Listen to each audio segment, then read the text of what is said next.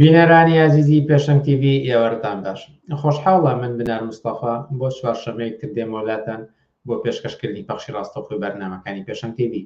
ئازیزان بەرنامەکانی ئەمڕۆمان 16 ئابی 2023 لە چەند تەوەرێک پێک هاتووە. سەرەتا سەبارەت بە بارودۆخی ئێستای کوردستان و سەرێکی ترین بابەت و ڕووداوەکانی ئێستا تاوتوێ دەکەین. پاشان سەبارەت بە پرسی هەڵبژاردن ئیدامە بە بەرنامەکانمان دەدەین و یەکلیستی لە کەرکووک تاوتوێ دەکەین و لە کۆتایی بەرنامەکانیشدا پێشکەشکارێکی نوێی پێشەنگ تیڤ بە ئێوە دەناسێنین و قسە و باسێکی کورد سەبارەت بە میدیای کوردی و ئامانجەکانی پێشەنگ تیڤ تاوتوێ دەکەین. ئێوەش دەتوانن وەکو هەموو جارێک بە پرسیار و سەرنج و تێبینیەکانتان بەشداری بکەن و ئاراستی میوانەکانی دەکەین سەرنج و پرسیار و تێبینیەکانی ئێوە. لاگەڵمان بن بۆ بەرنامەکانی ئەمڕۆمان.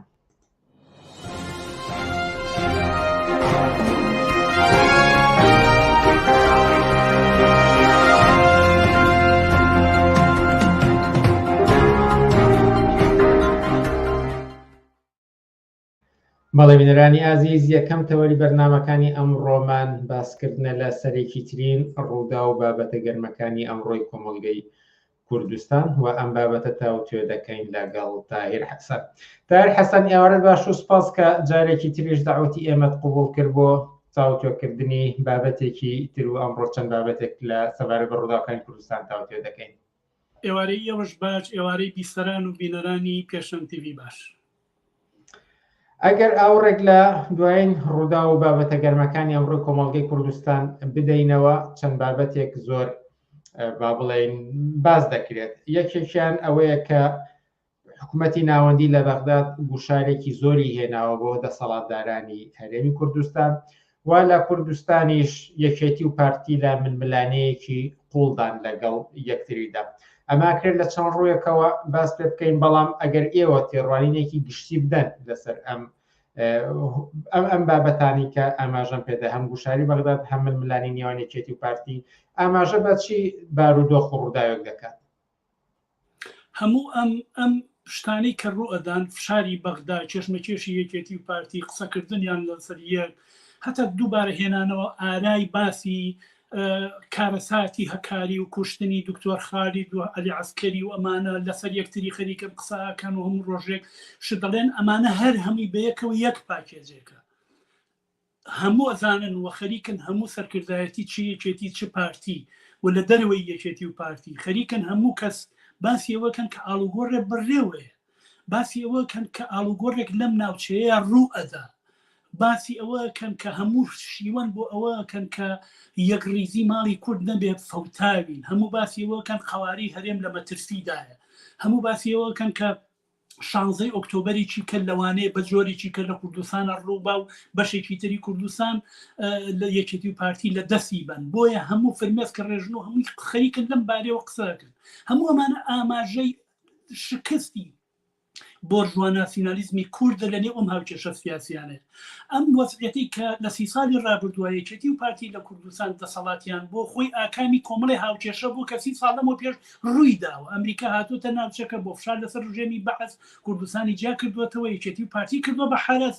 هاوکێشەی بینی هێزەکان لە دنیادا لەسەر ڕۆژهەڵاتی ناوەڕاست جۆرێکی تر بوو، ئەمریکا قودرەتمەند بوو، هێزی یەکەم بوو. ئێستا ئەم هاوکێشانە ئاڵوگۆڕی بەسەر هاتووە، رووسیا هاتوۆتە ناوە، چین هاتوۆتە ناوە بە قودرەتی اقتصادی هێزگار گەورە و زەبەلاحەوە. ئەمریکا لە عێراق شکست دەخوا، ئەمریکا لە ئەفغانستان شکست دەخوا، وردە وردە لە پاشەکشایە بەغدا خەریکە خۆی کۆکاتەوە، جمهوری ئیسلامی و دەوڵەتی تورکیا دەخاڵەتی بەهێزتریان هەیە لە ڕۆژهەڵاتی ناوەڕاست و لە عێراقا، لە کوردستانە. یەکێتی و پارتیش هەمیشە بەسەر لە نێو درز و کەلێنی چێشمەکێشی دەوڵەتانی ناوچەکەیە دابەش بوون و سیاسەتیان کردووە و نانی ئەمڕۆیان بۆ سبەینێ پیا کردووە، نانی سیاسیان پیا کردووە. هەمیشە قەت یاریکەری ئەسلی نەبوون، هەمیشە یاریکەری احتیاط بوون لە درز و کەلێنی وڵاتانی ناوچەکە. هەوڵیان داوە کەڵ وەرگرن بە لایەنگری بۆ لایەکیان، کەڵک وەرگرن بەشکم ئیمتیازی شتێکیان بەدەست بێ. ئەمە جەوهەجات بۆ ئەم هاوکێشانە گۆڕاوە. بەغدا بەهێزتر بووە، جمهوری ئیسلامی دەسەڵاتی زیاترە، هەتا دێت یەکێتی و پارتی زۆرتر پەڕ و باڵیانەکەن، قودرەت و توانایەکانیان لێ ئەسەنەوە. و ئەم جایەکێتی و پارتی لە بەرامبەر خەڵکە لە خراپترین هەلومەرجان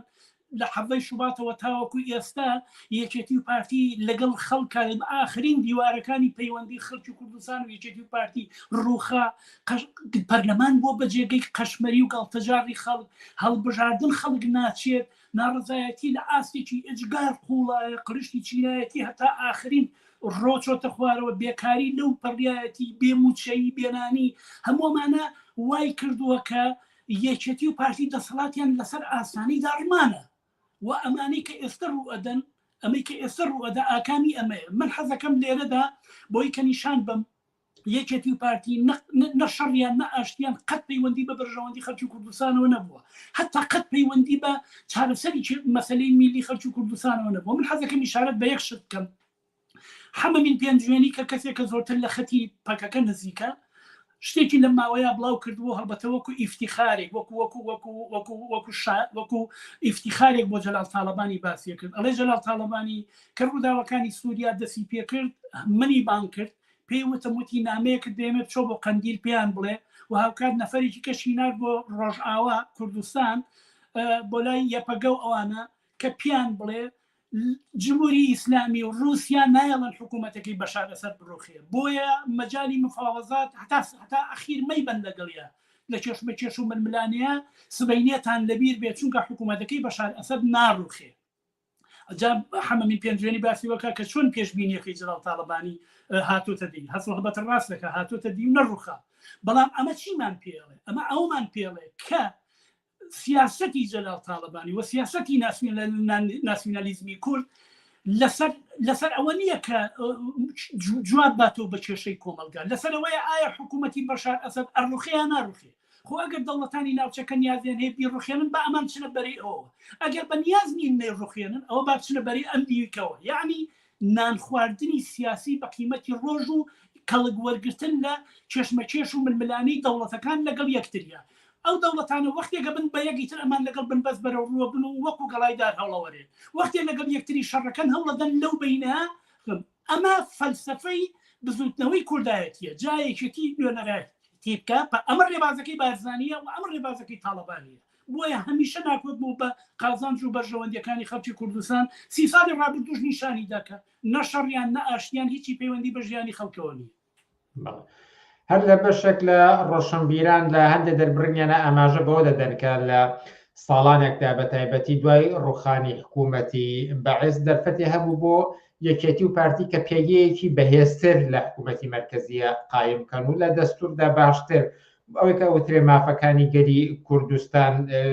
جێ بکەوێت بەڵام لەمەیە کەم تەرخەم بوون سەرنجی ئێوە چییە؟ ئایا لەو وەختەدا ئەکرا کارێکی تریان بکردایە باشتر لەمە ئێستا؟ بە بڕوای من وعدێکی زیاتریان ناوە لەوەی کە کردویانە بەڵام یەکشت تۆنی بلێر کە ئەو وەختە سەرۆکوەزیرانی بەریتانیا بوو وەیەکە لە وڵاتانی کە لە شەڕی خەلیجا بەشداریان کرد لە یادداشتەکانی خۆیان نووسیوێتی ئەڵێ یەکێتی و پارتی جوابیان نات بۆ ئێمە کە وەختە حکوومەتی بڵین حکوومەتی موقت دروستکرا بوو ئەمریکا هاتبوو حاکمی نازانم ناوەکەیم بیرچۆتەوە ئەو حاکمە عسکەریەکەی کە لە عێراق داینا ئەڵێ بڵێ ئەڵێ هاتن داوایان لێ کردین کە جوابیان بۆ نردین کە لەگەڵمان قسە بکەن ئەڵێ ئێمە ترسی ئەومان هەبوو داوای شتێک بکەن کە لە توانای ئێمە نەبێت لانی کەم لە ئێستا جێبەجێکەین ئەڵێ بەڵام کە هاتن داوای پارەیان کرد کە پارەیان بینێ و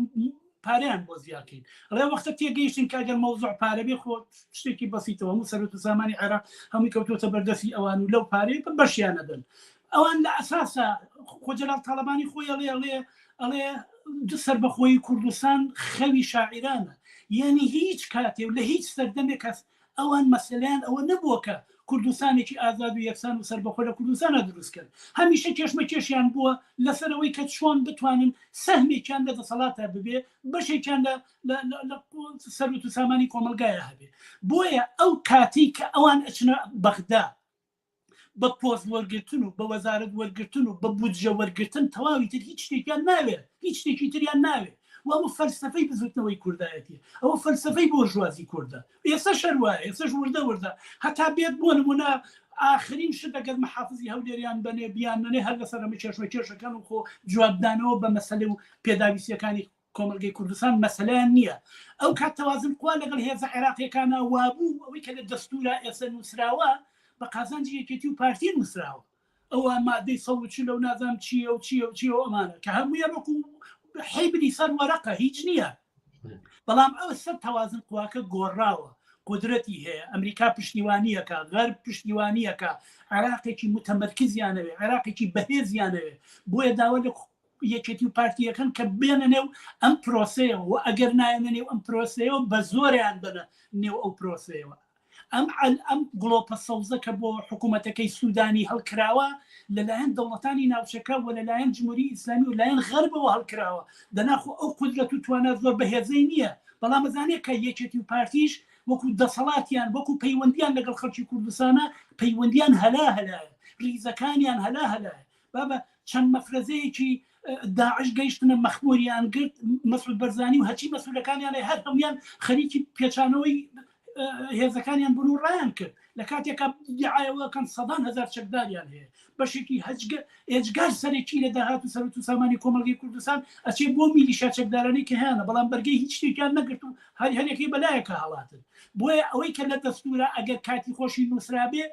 ئێستا کە ئەم تەوازن قوایە گۆڕاوە سبەینە دەستورەکەشە خەنە نێو دەنگدانێکی ترەوە پەرلەمان دەنگی لەسەردا دەستورەکەش ئەتوانین بگۆڕن بە قازانجی ئەم تەوازن قوایە کە لە کاتی خۆی ئەو تەوازن قوایە ئەو دەستورەی هێنابێ ئاڵوگۆڕی ئێستا بەسەر تەوازن قوایە دەستورێکی کەی پێویستە چۆنیە نووسن بە هەر حاڵ دڵنیام کە بە قازانجی یەکێتی و پارتی تەواو نابێت یەکێک لەو قسە بەوانەی کە ئەکرێت ئەمڕۆ لە کوردستانە باس لە ڕۆڵی ئەحزابەکان و یەکگرتنیانە لەگەڵ یەکتری و هەر لەم بارەشەوە سەرنجی بینەرێک بێنمە سەر شاشەکە دەڵێ هەموو حیزبەکان باسی یەکریزی دەکەن پێ دوای ئەم حیزبانە هیچ کات دەتوانن یەکریز بنیان نە بە تایبەتی یەکێتی و پارتی ئەگەر ئیدامیان پرسیارە بەم ئەوەی کە چەندێک کاریگەری ئەبێت چونکە لە هەندێک جێگای باز دەکرێت ئەگەر ئەم حیزبانە کۆک بن لەگەڵ یەکدا ئەوە لە زۆر کێشە بە دوور دەبێت ئەزانی چۆنە کۆک بن لەگەڵ یەکە هیچ معنایەکی نییە چونکە کۆمەلگەی کوردستان ئەمانە ئەحزابی جۆران بۆچی دوو میلیشیایان هەیە یەکێتی و پارتی خۆ ئەم میلیشیایان لێوەرگریتەوە خۆ هیچ هونەرێکیان نییە خۆ هیچ سیاسەتێکیان نییە خەڵک هەتا لوتی نەفرەتیان لێەکە تۆ تەماشاکە من با نمونەیەکە بۆ باسکەم بۆی کە بزانی کە چەندێک کچە گۆرانی بێژێک هەبوو نازانم ناوی کێجاف بوو چێ کەسێکی خۆشەویست بوو خەڵک گوێی لە دەنگەگرت حەزیان لە دەنگی بوو هەتا ماوەیەکی زۆر ئەم کچە دەرنەکەوت ینی ڕوخساری خۆی نیشان نەدا خەڵک زۆر حەزیانەکە ڕوخساری ببینن کە وەختی ڕوخساریان بینی زۆر خۆشیان ویست بەڵام لەبەرەوە یەک کۆنسەرتێکی کرد لە هەولێر و لەگەڵ کوڕانی مەسعود بەرزانی و برازاکانی کوڕەزاکانی مەسعود بەرزانی دەرکەوت لە سلێمانی خەڵک ڕسوایان کرد بۆیە دەبێت خەڵک تێبگا ینی مەسیجێک بوو بۆ کە ڕسم گەشتن لەگەڵ ئەمانە ڕسوایی بەدواوەیە ڕسم گەشتن لەگەڵ ئەمانە لە دەستدانی ئیعتیبار و شخصیەت و کەرامەتی بەدواوەیە بۆیە مەبەستمەیە تێبگەی کە خەڵک چەندێک متەنەفرە لە سەر و چاوی ئەمانە چەندێک متەنەفرە چەندێک خواخوایەکی لە کۆڵیان بێتەوە یعنی مەسەلەی ڕووخاندنی ئەمانە و ڕاماڵینی ئەمانە خواستێکی سەرەتایی هەموو خەڵکی کوردستانە بڕوا کرد فقط بەهێزی میلیشیا ڕاوەستاوە بۆیە یەکریزی ئەمان ناتوانن یەکریز بن لەبەرەوەی کە خۆیان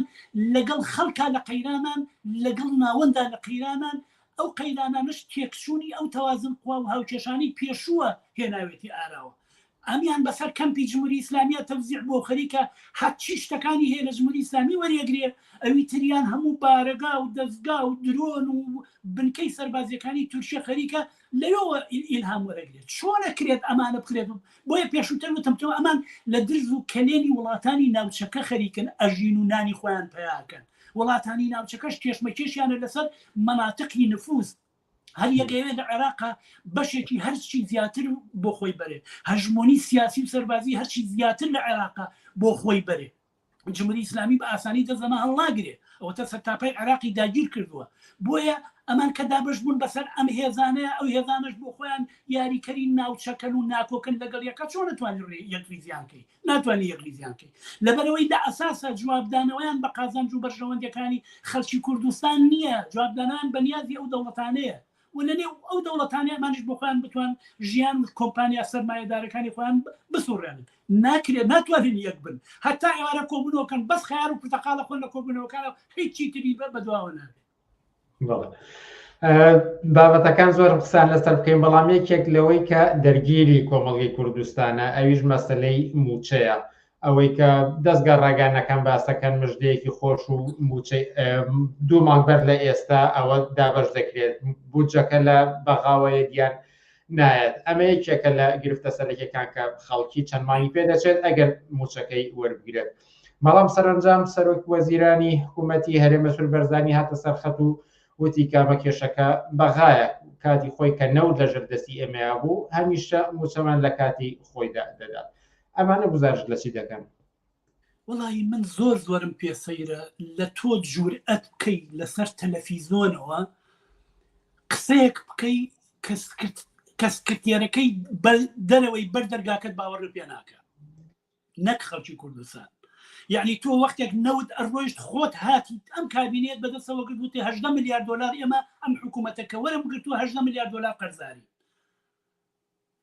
وەلەوەتی لەو کاتەشەوەی تاوەکو ئێستا ئەم خەرزانە هەتا هاتووە زیایی کردووە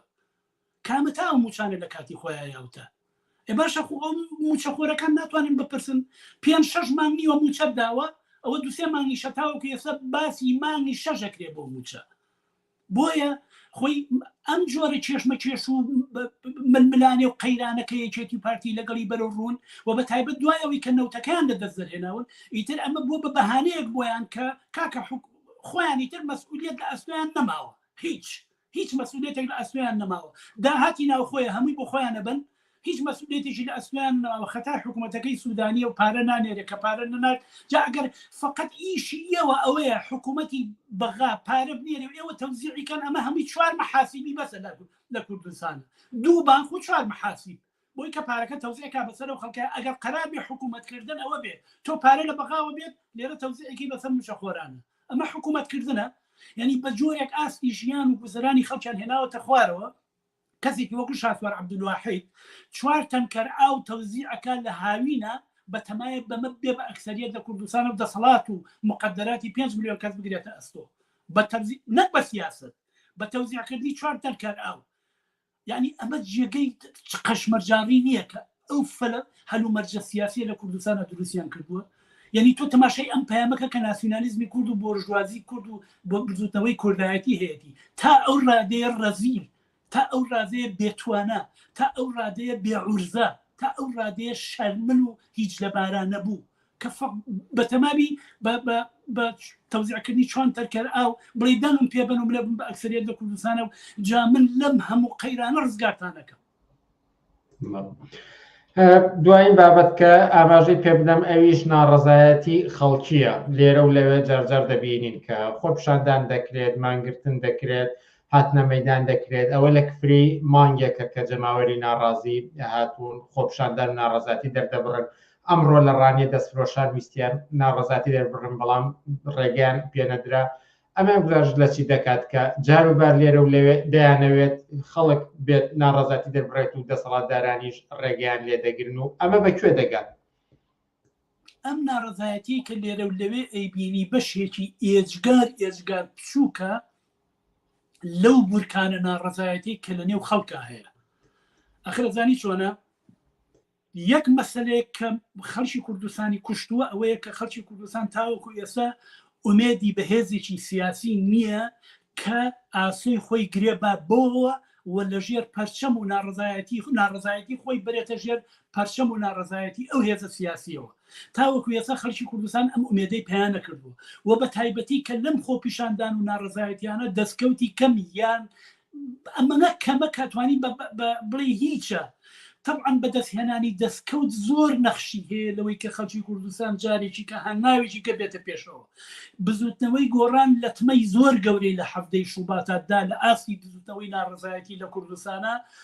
کە خەڵکی بێئومێد کرد هەر بزوتنەوەیەک لە یەک مەقتەعی دیاری کراوە ئومێدی بە حیزبێک یان بە بزوتنەوەیەکەوە گرێدا و سەرنجام شکستی خوارد بەلاڕێدا ڕۆیشت جاری دوو هەم بۆ پشڕاستکردنەوە ئاسانتر نییە من ناڵم ناکرێت ئاسانتر نییە ئەمە کە لێر و لەوێ ڕووەدا بە بڕوای من ئەو ئاگری ژێر خۆڵەمێشەیە کە خەریکە وەک بورکانێک لە دەرەوە دێتە دەرەوە، بەڵام جار بەجاریش تەبدیلە خەریکە بە جۆری بە بێئومێدی بەوەی کە شت بەدەست نەهاتووە، بێئومێدی بەوەی کە پشتیوانی یەکتری ناکرێت، زانی خەڵک ئەگەر بێموچە بێ، ئەگەر بێنان بێ، ئەگەر بێ ئاو بێ، فقر شۆڕژگەڕی دروست ناکە، فقر بێئومێدی دروستەکە، تێری شۆڕژگەڕی دروستەکە، بەدەستهێنانی دەستکەوت شۆڕژگەڕی و ئیرادە و ئیعتیماد بە نەفس و بینینی ئایندە دروستەکە، فقر و بێنانی و بێئاوی بێئومێدی دروستەکە. هەرچی یەکێتی و پارتی هەموو هەوڵیانەوەیە بەهێزێکی میلیشیا بەگرتنی پاروی دەمی خەڵک بە بارمتە خەڵک بێئومێدکەن، خەڵک وارێ بکەن کە بەشێکی کەوەی کە ئەگەڕێتەوە بە ئەوەی کە خوناوی خۆینەوە ئۆپۆزیسیۆن قدرەتی شۆڕژگێڕانی خەڵک بێنێتە خوارەوە و سنووقی دەنگدانی پیشان بە و بڵێ ڕێگە چارەی ئاڵ و گۆڕ و دەرچوون لەم وەزعیەتە سنووقەکانی دەنگدانە کە ئەمە بزوتنەوەی ئەمە نەوەی نوێ خەریکە لەسەر ئەم ئاوازە خەریکە گۆرانی هەڵێ. بە بڕوای من پەرلەمان و هەڵبژاردن زۆر لەوە ڕووسواتر و سووکتر و بێیعتیبارترە لە ئەفکاری خەڵکی کوردستانە و لە تەجروبەی خەڵکی کوردستانە تاوەکو بە چوار قسەی پرۆپۆچی وەکو شاتوار عەبدولواحید بتوانێت خەڵک ئاندان هان بێ بۆ دەم سنووقەکانی دەنگدان. بە هەر حاڵ ئەو خۆ پیشاندان و ناڕزایەتیانانە تەعبیرن لەوەی کە نا ئەم دەسەڵاتەمان ناوێ، ئێمە ئەم دەسەڵاتەمان ناوێ، ئێمە شایستەی توانای زیاترین، شایستەی ژیانێکی باشترین. ئەم خۆپیشاندانانە دەبێت تێکەڵ کرێبەیەک. خەڵکی کوردستان دەبێ ئومێدی بەهێزێکی دەرەکی نەبێ ڕزگاریکە، دەبێ ئومێدی بەهێز و قدرەتی شۆڕژگێڕانی خۆی هەبێ. هەندێک جار کامێرا خرێتە بەردەم هەندێک کەس قساکەن لەسەر جادەکانە ئەڵێ بابە مە چیم عایلەیە هەمووی 15 کەسن، هەمووی 20 کەسن، هەمووی منی ژەزانم وایە کە ئەگەر خەڵک ئیرادە بکات و لە دەوری یەک پلاتفۆرمێکی شۆڕژگێڕانە کۆ ببێتەوە و داوای ئەوە بکات کە خۆی ئەبێ شەق خاوەنی ئەم کۆمەڵگەیە بێ، خۆی خاوەنی سەربەت و سامانی ئەم کۆمەڵگەیە بێ، بە بڕوای من دەرەقەتیان نییە و بەرگەی هەر هەفتە ناگرن، ئەتوانن بۆ هەمیشە ئەمە لە کۆڵ خەڵکی کوردستان لە کۆڵ خەڵکی کوردستان بکەنەوە و سەرنجام نوێنەرانی هەڵبژێراوی خەڵک لە گەڕک لە کارگا ئەو پۆتۆنسیالە بێحەدەی کە دەتوانان لە خەڵکی کوردستان هەیە، لە مامۆستای زانکۆ، لە دوکتۆر، لە کرێکار، لە زەحمەتکێش، لە هەموو مەیدانەکان و سەکتەرەکانی ژیانە نوێنەرانی خۆیان هەڵبژێرن، ئەوان لەگەڵ حکوومەتی بەغدادا بنیشن بۆ دیاریکردنی چارەنووسی بودجە، چارەنووسی موچە، چارەنووسی قانون، چارەنووسی سنووری کوردستان، چارەنووسی بومرگەکان، چارەنووسی داهاتی ناوخۆ، شێوازی تەوزیعکردنی، بە هەر حاڵ دەسەڵاتی قەزایی، دەسەڵاتی بڕێوە بردن، شوراکانی خۆیان دروستکەن. ئەم شتێکی عەجایب و غەرایب نییە، شتێکە خەڵکی کوردستان ئەزانێت دوای 30 ساڵ ئەمەی ناوێت، دەی ئەبێ بە خەڵکی کوردستان بڵین چیت ئەوێت تۆ کە ئەمەد ناوێ کە خوازیاری ئەمە بڕۆخێت چیت ئەوێت، دەبێت بیتە مەیدان بۆ ئەو چیت ئەوێ بوونە، دەبێت پشت بنین بە پشتی یەکتریەوە بۆی کە ئەوەی کە ئەمانێ بەدی بێنین. ئەمە ڕێگەکەیەتی هیچ ڕێگەیەکی تر نییە، نە ئینتیخابات، نە پەرلەمان، نە هیچ شتێک. تەجروبەی 30 ساڵی ڕابردوو نیشانیدا کە حکوومەتی بنکەفراوان، حکوومەتی پەرلەمانی، حکوومەتی یەکێتی و پارتی، هەمووی تاقی کرایەوە، هەمووی فقط برسێتیکردنی خەڵک و زۆربوونی ملیاردێرەکان بوو. گوێتان لە مەلایاسین کرد لەم ڕۆژانەیە باسیەوە کە چۆن ئەم سەرمایەدارانە ئەڵێ خوا ناناسن بۆ ئیستیغلالی خەڵک، خۆیان یا تا سەرمایەدارەکان خەریکن باسیەوەکەن کە چۆن دەستیان بەردەوام لە نێو گیرفانی خەڵکایە بۆ ڕوتانەوەی خەڵک. دەئیترە بێ لەم کۆمپانیانە نەجات بێ، دەبێت لەم دەسەڵاتە تاڵانچیە نەجات بێ، ژیان ناتوانێت وا ئیدامەی ببێ، یان ئومێدت بۆ بێ حەشدی شعبی بێ ڕزگارت کە دوایی بڵێ سەد خۆزگە بە دەسەڵاتی ئەو بۆ بێ خەڵکی کوردستان لە بینی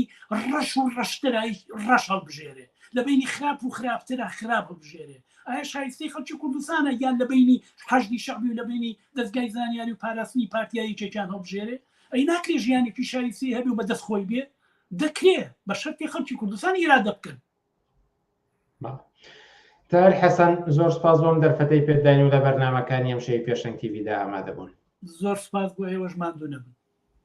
ئازیزان، وچانێک دەدەین و پاشان سەبارەت بە دۆخی هەڵبژاردن لە کەرکووک و وەهمی یەکلیستی بەردەوامان دەبێت. لەگەڵمان بن.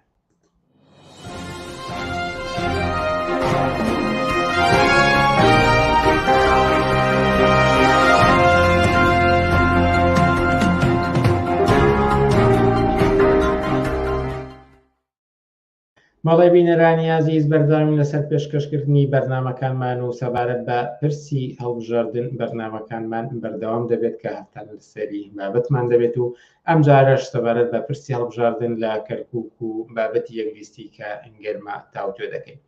ئەم بابەتە تاوتوێ دەکەین لەگەڵ ئازاد مەجید بەرپرسی ڕێکخراوی کەرکووکی حیزبی کۆمونیستی کرێکاری کوردستان. ئازاد مەجید ئێوەرت باش و سوپاس کە لەگەڵمانیت. سپاس بۆ ئێوە بۆ ڕادیۆ پێشەنگ. ئەگەر سەبارەت بە پرسی هەڵبژاردن پرسیارێکی گشتی بکەم کە زۆر جار لە پەیوەند بە هەڵبژاردنەوە کەرکووک دۆخێکی تایبەتی پێدەدەن بەوەی کە ململانی و کێشمەکێشی نەتەوەیی و مەسهەبی و ئەوانە لەوێ بە دەرەجەیەک بوونی بووە هەمیشە پێگەیەکی تایبەتیان پێداوە. لە ئێستادا ئەمەی کە بڕیارە هەڵبژاردن ئەنجام بدرێت و فۆکسێکی زیاتر لەسەر شاری کەرکووک هەیە لە نێو خەڵکیدا لە نێو شاری کەرکووکدا ئەم فەزای هەڵبژاردنە چەندێک بەدی دەکرێت؟ ئەگەر میوتی سەر مایکەکەتان لابن بەڵێ فەرموو. سپاس بۆ ڕادیۆ پێشەنگ بۆ ئەو هەلی ڕەسانی بۆی وتانی لەبارەی هەڵبژاردن لە کەرکووک چۆنە و قسە و باسێکی لەسەر بکەین. هەموو لەگەڵ نزیکبوونەوەی هەڵبژاردنەکاندا هەموو ئەحزابەکەونە تەپڵ لێدان و فریودانی خەڵکەوەی کە بڕۆن بەشداری لە هەڵبژاردنەکانە بکەن. بە تایبەتی ئەم حیزبانە هیچێکە لەم حیزبانە لەو پەڕی قەومی و ئیسلامی و تەنانەت شیوعیەکانیشەوە مێژوویەکی کەمیان نییە لە درۆ و لە هەڵخەڵەتاندنی خەڵک و هەڵخڕاندنی خەڵک بۆی بڕۆن بەشداری بکەن لە هەڵبژاردنەکاندا. بە تایبەتی لە کەرکووکە بەردەوام تەبلیغاتی فریودەرانەی ئەم ئەحزابانە درێژەی هەبووە. لە ماوەی ڕابردوودا بەردەوام مادەی 140 بووە لەو مادانەی و یاخۆ لەو بابەتانی کە بە بەردەوامی فریوی خەڵکیان پێداوە بە بەردەوامی خەڵکیان هەڵخەڵەتان و وروژانیانە لە بابەت ئەم مادەیەوە و کە بەجێبەجێکردنیە بێتە هۆی خۆشگوزەرانی بۆ خەڵکە بێتە هۆی ئازادی و سربەخۆیی و ژیانێکی خۆشتر بۆ خەڵک. مێژوویەکی دوور و درێژ لەسەر مادەی 140 و ئەمە مادەیەکی بەخۆت بوو بەدەستیوانەوە بۆەوەی کە خەڵک هەڵخەڵەتێن و هانی بدەن بۆی کە کەرکووکە چێتەوە پاڵ کوردستان و هەروە ژیان و گوزەرانی خەڵکەکەی بەرەو شوێنێکی باشترەوە. ئێستاش وا جارێکی تر هەڵبژاردنەکان و بە تایبەتی شارەوانیەکان نزیک بووەتەوە هەمان بابەتیان هێناوە دەستیان کردووە بە فریودان هەر لە ئەحزابی دەسەڵاتدار تا معارضەکانیان هانی خەڵکە دەن بۆی کە بڕۆن بایۆمەتریەکانن و کارتەکانن بێنەوە بەشداری بکەن لە هەڵبژاردندا. تەجروبەیەکی کەممان نییە لەسەر ئەم حیزبانە بە هەمویانەوە وتمان لەم سەری قەومی و دین ئیسلامی و شیوعەکانیش تەنانەت بەشدار بوون لە دەسەڵاتدا بۆ چەندەیەکە لە کوردستان ئەمانە هەڵبژاردنەکەن و وعد و بەڵێنی فریودەرانە بە خەڵکەدەن و هیچ کاتێک هیچ هەڵبژاردنێک لە دوای هەڵبژاردنەکەی ترەوە کە هاتووە نەیتوانیوە بچووکترین مافەکانی خەڵک بەدەست بێنێ لە خۆشگوزەرانی و لە ئازادیەکانن و بگرە ساڵ بە ساڵ خەڵک وەزعی بەرەو خراپتر بووە و بە تایبەتی کەرکووک ینی بەشی شێری پێبڕاوە لە بابەت ئەم فری و کارە فریودەرانەوە. ئێستا دەستیان کردووە بۆەوەی کە لە سەرەتای دەستپێکردنی ئەم تەبلیغاتانیان زۆرتر هەوڵی ئەوادەن کە گوایە کەرکووک ناوچەیەکی جیاوازە لە کوردستانی مەگە هەر کێشێکمان هەبێ لە کوردستانە خەڵکی ئەبێ بە شێوەی جیاواز سەیریکە گوایەوە لە کوردستانە نێوماڵی خۆمانە هەرچیەک بوو بێت و خەڵک چەوسێنرابێتەوە زۆڵی لێکرابێ ئەوە نێوماڵی خۆمانە بەڵام کەرکووک جیاوازە بە هەمویانەوە هەوڵەدەن ئەم کارە تێکدەرانە خەڵەتێنەرانەی خەڵکە گوایە کەرکووک شارێکی جیاوازەوە ئێمە بێ یەک دەست بین و یەک لیست بین و پێکەوە هەموو ئەحزابەکان بچینە جەبهەی شەڕ لەگەڵ لایەنە عەرەبی و تورکمانیەکانەوە. بەڵام ئەمەش تەنانەت سەری نەگرتووە ئێستا بە شێوەیە کێشمەکێشی نێوان ئەحزاب لە کوردستانە برێوی گرتووە بە تایبەتی لە نێوان پارتی وێکێتیا کە پێشووتر وعد ئەویاندا کە 13 حزب پێکەوە لەگەڵ یەکێتی نیشتیمانی کوردستانە کە گوایە یەک لیست دروستکەن دوا بە دوایەوە دیار بۆ پارتی بە فشار و زەخرەتەوە ئەو جەبهەی لیان تێکدا ئێستا پەرش و بڵاوتر بوونێتەوە بەڵام بە بەردەوامی خەریکی ئەم هەڵخەڵەتێنانن کە گوایە کەرکووک جیاوازە و بەرژەوەندیەکانی خەڵکی کوردستان ئەوە خوازێ ئێمە دەست لە نێو دەستی یەکترین بۆی عەرەبەکان نەمان چەوسێنەوە زۆڵ مەهەڵێنەکەن بەم قسانەی ترت ئەیانوێ درێژە بە هەمان دەسەڵاتی خۆیان بدەن کە لە کاتێکدا بە دەیان ساڵ پارتی وێشێتی لەم شارەیە دەستیان بووە هەموو دەسەڵاتەکان لە دەست خۆیانە بووە نەیتوانی ببێتە هۆی خۆشگوزەرانی خەڵک نەیتوانی بێتە هۆی ئازادی بەڵکو ئەوە نەیتر مەسائلی قەومیان وروژاند نەیانتوانی کۆمەڵێ دەست دروستکەن کە بە قازانجی خەڵکەوە نەتیجەکەی ئەو کە لە 16 ئۆکتۆبەرە ئەم شارە لەسەر چێشمە کێشەکانی خۆیان و لەسەر مساوامەکردنی ئەوان لەگەڵ بەشێک لەو هێزانە لەگەڵ حەشدی شعبی و لەگەڵ حکوومەتی عێراقیە کە بەشێکی زۆری ئەم ناوچانەی کە پێڵەن جێناکۆکان لەژێر دەسەڵاتی ئەوان دەرچوو ئێستا بە شێوەیەکی تر ئەنجا گوایە باس لە مادەی 140ەکەنەوە گوایە باس لە هەڵبژاردنەکەن لە ڕێگەی هەڵبژاردنەوە بتوانن جێپێی خۆیان قایم بکەن و فریوی خەڵک بدەن. وەکو خۆشت ئاماژت پێدا کە تەوەری یەکلیستی ئەوەی کە حیزبە کوردیەکان بە یەک لیستە بەشداری هەڵبژاردنەکە بکەن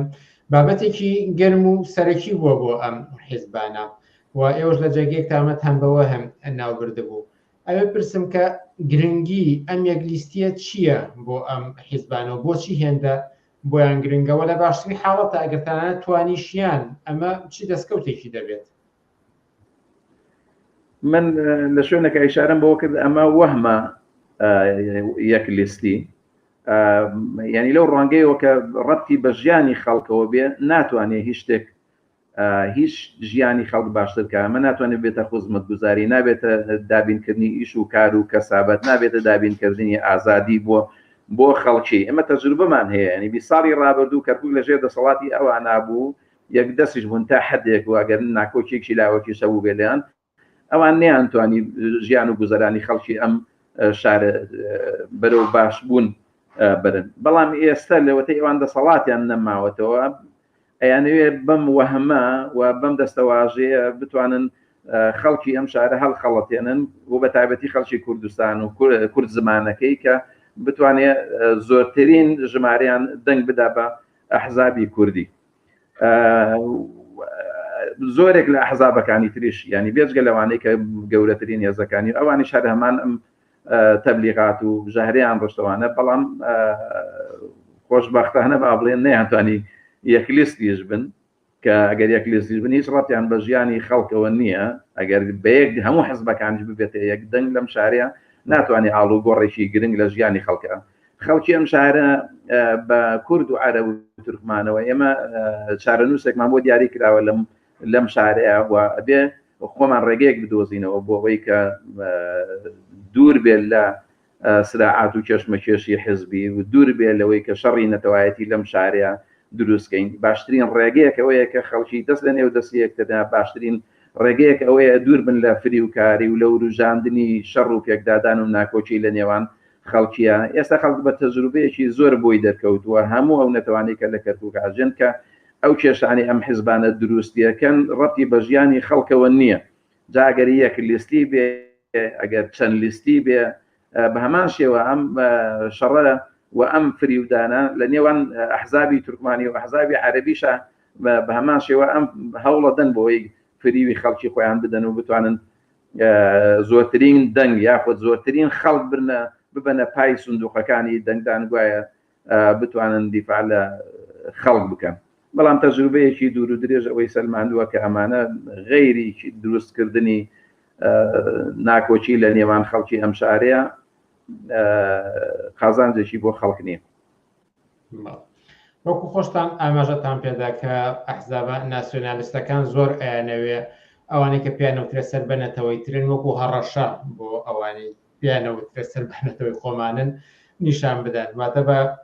دروستتر بڵێم ئەحزابە کوردەکان دانێ وای نیشان بدەن کە عەرەبەکان دژی کوردن و ڕەنگە بە پێچەوە نەشەوە ئەحزابی ناسیۆنالیستی عەرەبی یان ئەوانەی کە زیاتر وەکو شیعە ناو دەبرێن لایەنەکانی تر وەکو هەڕەشە ببینن. ئەمانە چەندێک لە ناو خەڵکی ئەکرێ ڕەنگباتەوە چەندێک خەڵکی ئەتوانێت ئەمانە پوچەڵ کاتەوە میدیعایانە. خۆشبەختانە نە لە ڕابردووە و نە ئێستاش ئەو کێشانە نەیتوانی ببێتە هۆی پێکدادانێکی گەورەوانە حتمما تەسیراتی خۆی هەبووە بەڵام تا ئەو ئاستەی کە بڵێ کێشەیەک دروست بوو بێ بە شێوەیەک ئەوانە نەکراوە ئەو ڕوحیەتی هاوچارە نووسی ڕوحیەتی یەکدەستی خەڵکی ئەم شارە سەرڕایبوونی هەموو ئەو لایەنە قەومی ناسیۆنالیست و ئیسلامیانێک کە لەم شارەیە ئیشەکەن بە کوردی و عەرەبی و تورکمانی بۆ دروستکردنی ئەو سراعاتە خەڵکەکە خۆشبەختانە وشیارن وریان و لەم فرد و فێڵ و لەمانە تێگەیشتوون کە ئەمە ڕێگەیەکن نییە ئەوان لەسەرەوە متتەفقن لەسەر ئەوەی کە سەروەت و سامان ئەم شارە و ئەم وڵاتە لە ئەسلی عێراقیشا بۆ خۆیان برن کەچی لە خوارەوە زۆربەی ئەو خەڵکی کە بێکار و بێئیش و هەژارێکی زۆر لەم شارەیە بڵاو بۆتەوە بۆیەوە خۆشبەختانە خەڵک لەو بارانەوە زۆر بە باشی تا ئێستاکەنە توانیان درێژە بە ژیانێکی هاوچارە نووسی لەم شارەیە بدەن. دوایین پرسیارم پەیامی ئێوەیە بۆ دانیشتوانانی شاری کەرکووک کە ئێستا ئەحزابی تر لە پرۆسەی ئەوەدان کە خۆیان بۆ هەڵبژاردن ساز بدەن و خەڵکیش بۆ ئەو ڕێگەیە بەرن. ئێوە وەک حیزبی کۆمونیستی کرێکاری کوردستان پەیامتان بۆ دانیشتوانانی شاری کەرکووک چییە و چی ڕێگەیەک ئەخەنە بەردەمی خەڵکیەوە؟ بەداخەوە لە عێراق و لە کوردستان و تەنانەت لە کەرکووکیش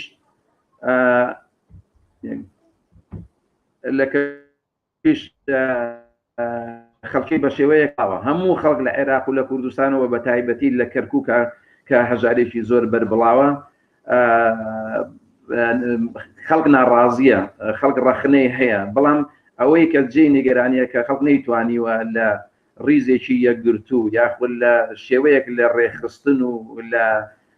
یەکێتی لە نێوان خەڵکە هەبێت کە بتوانن زەخت و فشار بۆ ئەم ئەحزابانایەوە یاخود بۆ ئەم دەسەڵاتە بێنن کە بتن ژیانیان بگۆڕن.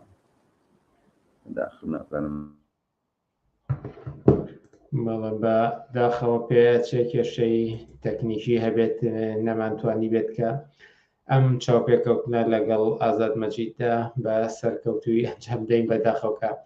لاوازی خبرەت گوزاریەکان لە کوردستان لە عێراق چەندین جار ئەم کێشە و گرفتانی بۆ هێناوینەتە پێشەوە کە یان هێڵی ئینتەرنێت لاوازە یان لە پڕکارە بە دەبڕێت زۆر جار بەرنامەکانیشمان ڕاستەوخۆ زۆر جار تووشی ئەم کێشە و ئەنگرفتانە دەبین بەڵام خۆشبەختانە توانیمان بەشێکی سەرەکی سەبارەت بە تەوەری هەڵبژاردن لە کوردستان و لە کەرکووک و پەیامی ئازاد مەجید ببیستین. ئازیزان دوایین تەوەری بەرنامەکانی ئەمڕۆمان مژدەیەکی خۆشەکە لێرە بەدواوە پێشکەشکارێکی تریشمان دەبێت لە بەرنامەکانی پێشەنگ تیڤیدا باش بچانێکی کورد ئەوتان پێ دەناسێنین و هەروەها قسە و باسێکی کورد دەکەین سەبارەت بە میدیای کوردی و هەروەها لەسەر پێشەنگ تیڤیش قسە و باسێکی کورتمان دەبێت. دێنەوە لاتان لەگەڵ پێشکەشکارێک و بێژەرێکی نوێی پێشەنگ تیڤی.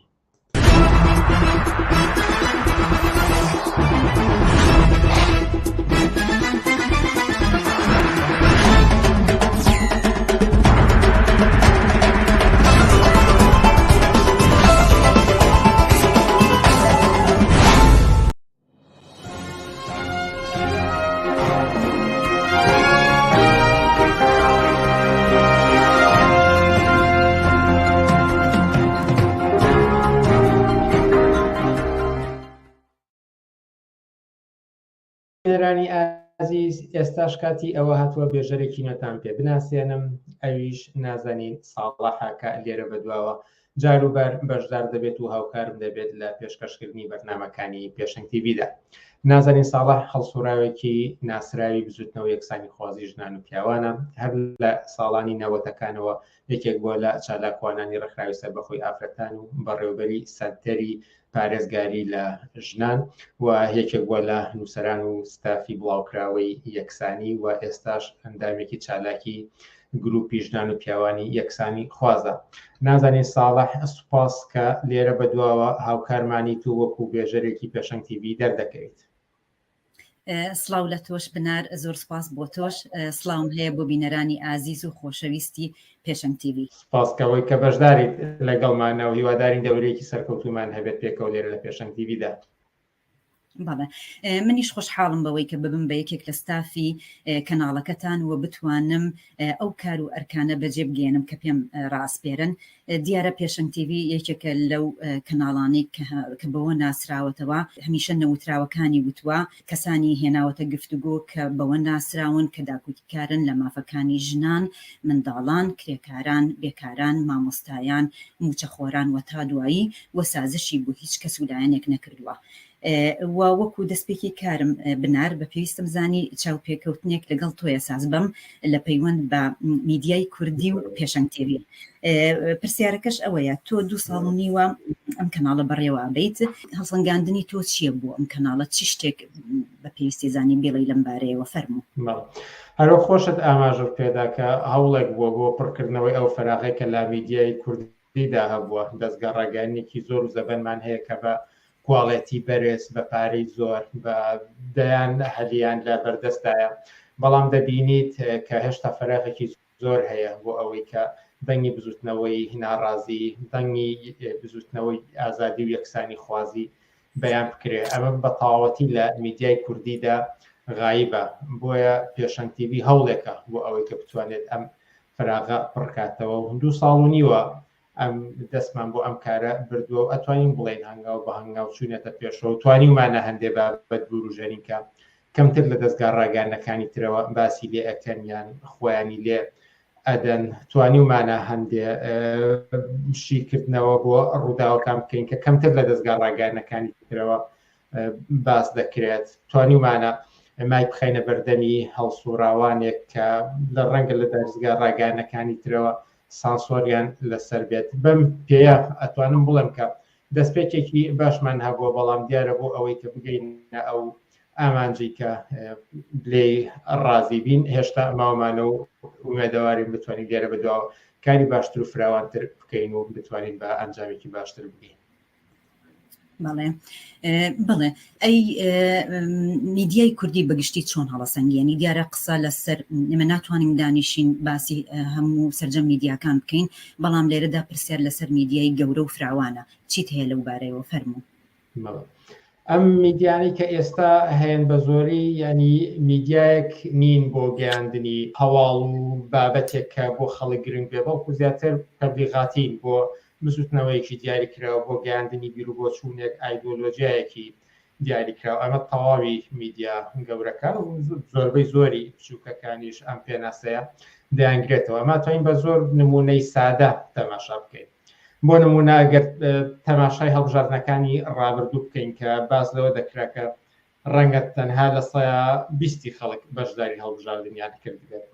بەڵام نەمان بینی میدیایەک باز لەم لە 180 بکات کە ئامادە نەبوون بەشداری هەڵبژاردنەکان بکەن کە بۆچی بەشداری ناکەن. بە پێچوانەوە هەمویان مانگەوازی خەڵکییان نەکرد کامە پرۆسەیەکی گرنگە و مهمە و دەبێت بەشداری تیا بکرێت و بەڵام ئاوڕێکیان لەو زۆرینەی زۆری کۆمەڵگەیان نەدایەوە کە بۆچی ئەمان بەشداری ناکەن. یاخود زۆر ڕوودا و بابەتی تری کۆمەڵگە کە ژیان و چارەنووسی خەڵکی دەگرێتەوە. ئەم میدیانە زۆر کەمتر دەچنە سەر و بابەتانە، بۆ زیاتر ڕوانگەی خۆیان بەیان دەکەن، ئەیانەوێت بیر و بۆچوونی خۆیان بکەنە بیر و بۆچوونی پلاوی کۆمەڵگا، دەیانەوێت ئەو تێڕوانینەی کە خۆیان هەیە نەزاڵێکم بەسەر کۆمەڵگاواتە ئەو کەناڵە ڕاگەیانانە بۆ ئەمانە زیاتر بەکاردەهێنکەن. بەجا لەوەش زۆر ئەبینیت کە ڕەچاوی پرەنسیبە سەرەتاییەکانی ڕۆژنامەگەری ناکەن، بەوە نییە کە میدیایەکی گەورن و بە کواڵیتی بەرز و بە کۆمەڵە کادری زۆر و بە پارەی زۆریان لەبەردەستایە، بەڵام زۆرێک لەوانی کە پێویستە ڕەچاو بکرێت زۆر دوورن لێەوەی کەوتە ترانسیبی ڕۆژنامەگەری. بۆ نمونە هەر زۆر نمونەی سادە بێنینەوە ڕووداوێکی دڵتەزێنی وەکو لە ڕێگەوبانەکانە دەبێت، بەڵام نیە وێنەی قوربانیەکان بڵاو دەکەنەوە کە ڕۆشن نیە مەسەڵەن بۆچی وێنەی قوربانیانە بڵاو دەکەنەوە لە ڕێی ئەمە یانوێت چی پەیامێک بگەێنێت. یاخود زۆر شتی تر هەیە کە پێویستە ڕەچاو بکرێت لەباری کەسێتیەوە لەباری ئەوەی کە بەڵێ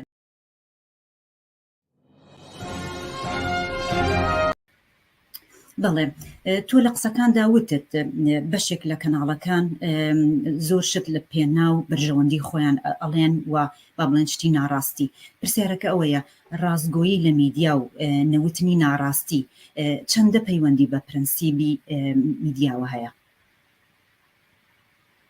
دیارە بێگومان و یەکێکە لە پرەنسیبە هەرە سەرەتاییەکان کە زۆر زۆر بە کەمی ڕەچاو ئەکرێت، زۆر زۆر پراوێز خراوە. ئەم بابەتە زۆر گرنگە وەکو ئاماژەم پێدا ئامانجی میدیاکان بووەتە ئەوەی کە پەیامی خۆیان بگێنن، بتوانن تێڕوانین و جیهانبینی خۆیان زاڵکەن لە کۆمەڵگەدا ئەمە بسەپێنن. و بۆیە هەر لەم چوارچێوەدا زۆر بۆیان گرنگ نییە کە ئاخۆ چەندێک لەگەڵ ئەم پرەنسیپی ڕۆژنامەگەریان دێتەوە یان نە، چەندێ ڕاستگۆن لەگەڵ دەربڕینەکانیانە یاخودنا. هەر تەماشای ڕۆژانی ڕابردوو بکەینەوە بابەتانی کە لە دەستگا ڕاگەیاندنەکانەوە باز دەکرێن، ئەگەر بۆ نە هەڵبژاردن دووبارە بە نمونە بێنینەوە. سێڕوانینێکی وا دەدەن بە خەڵک کە دەتوانیت تۆ لە ڕێگەی هەڵبژاردنەوە گۆڕانکاری بکەیت کە چارەنووسی کۆمەڵگە لە دەستی تۆی دەنگدەرایە، تۆ دەتوانیت بە دەنگدان ئەم هەلومەرجە ئاڵوگۆڕ بدەیت ویان ئەوە تا هیچ بەدیلێکی ترت نیە، یانەوە تا بە کوردستان شەڵ بکەیت یانەوە تا بێت بەشداری هەڵبژاردنەکان بکەیت و ئاڵوگۆڕ لەمایە بکەیت. دیارە ئەمە یعنی پێویستی بە لێکۆڵینەوەی قوڵ نییە بۆ ئەوەی کە دەرکەوێت کە ئەمە ڕاستی تێدا نیە، ئەمە زیاتر تەبلیغاتە، ئەمە زیاتر پەیامە، ئەمە زیاتر تێڕوانینیە کە ئامانجێکەکە دەیانەوێت پێی بگەن. میدیاکان لەم پێناو لەم چوارچێوەیەدا کار دەکەن، نەک ئەوەی کە خەڵکی پێویستی بە گەیاندنی ڕاستیەکان، زانیاری، زانست ئەمانە هەبێ و ئەمانیان پێ بکات. بەڵێ بگەڕێنەوە سەر پێشنگ تیڤ لەمە بەدووە چی ئامانجێکتان بۆ خۆتان داناوە و بۆ ئایندەی پێشنگ تیڤ؟ ئێمە هیوادارین بتوانین زیاتر و زیاتر پێشنگ تیڤ ببێتە بڵندگۆی هەڵسوڕاوانی چالاکوانانی ناڕەزایەتیە جەماوەریەکان، هەڵسوڕاوانی بزوتنەوەی یەکسانی خوازی ژنان، بزوتنەوەی کرێکاری. زۆر بۆمان گرنگە ئەم هەڵسوڕاوانە چالاکوانان بتوانن لێرەوە زیاتر قسەی خۆیان بکەن، گزارش لە دۆخی خۆیان بکەن، لە خەبات و هەڵسوڕا و چالاکیەکانیان بکەن، ئەو ئامانجانی کە هەیەە بانگەوازی خەڵکی بۆ بکەن کە ئەوان دەتوانن چی بکەن. ئێمە زۆرێک لە بەرنامەکانمانە ڕوشمان لە خەڵکیە، خەڵکی چی بکات. ئەم پرسیارە زۆر بۆ ئێمە گرنگ بووە، خەڵکی لێرە بەدواوە ئەتوانێت چی بکات، چۆن بتوانێت کاریگەری دانێت. ئەمە جیاوازەیەکی زۆر فراوانە لەگەڵ تەواوی میدیاکانی ترەکە ئەوان ڕویان لە دەسەڵاتداران لە ئەحزابەکانەکە ئەوان چی بکەن. بۆیە لەم چوارچێوەیەدا بۆمان گرنگە کە ئەوانی کە خوان بە پرس دەزانن لەسەر ژیان و گوزەرانی خەڵکی پیان وا دەتوانن دەورێکیان هەبێ لە کۆمەڵگادا و باوەڕەشەوە کە پێیان وانیە و بتوانین کاریگەریان لەسەردانین. ئەمە بە بنەمایەک دەزانین، بە ئامانجێک دەزانین کە پێی بگەین، بتوانین ئەوانەی کە چالاکن، ئەوانەی کە متمانیان بە خۆیان هەیە، بە هێزی جەماوەری خەڵک هەیە، باوەڕیان بەوە هەیە کە ئاڵوگۆڕ لە خوارەوە دەکرێت دروست بێ، بەم ئاقارانیان بڕۆین، بتوانین زیاتر شیکردنەوە و ڕوونکردنەوە لەسەر ڕووداوەکان بدەین. ئەوانی کە لە میدیاکانی ترەوە کەمتر دەبیسترێن، تەنها هەواڵ پەخش نەکرێت، بەڵکو باز لەو کرێت کە بۆچی ئەمانە ڕوو ئەدەن، کاریگەریەکانیان چی ئەبێت و لەسەر شتە نەخوازراوەکان چۆن ئەکرێت بەری پێ بگیرێت، خەڵک دەتوانێت چی دەور و جێگە و ڕێگەیەکی هەبێت. چەندە بەم ئاقارەدا بڕۆین، بەم ڕێگایدا بڕۆین، هێندە من